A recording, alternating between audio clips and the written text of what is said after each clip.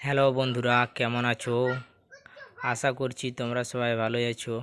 আর বন্ধুরা, আমি সকালে ঘুম থেকে উঠে ব্লগ করা শুরু করে দিয়েছি। আর বন্ধুরা, আজকে সকাল সকাল প্রচুর পরিমাণে কুয়াশা হয়েছে।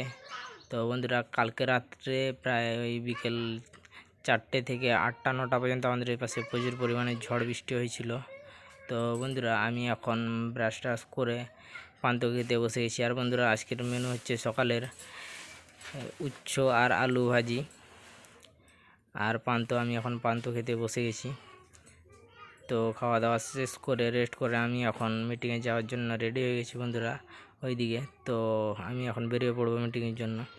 আর বন্ধুরা, আমি মিটিং শেষ করে এখন আমি বাড়ি ফিরছি। এখন প্রায় বাজতে যায় 2-2:30।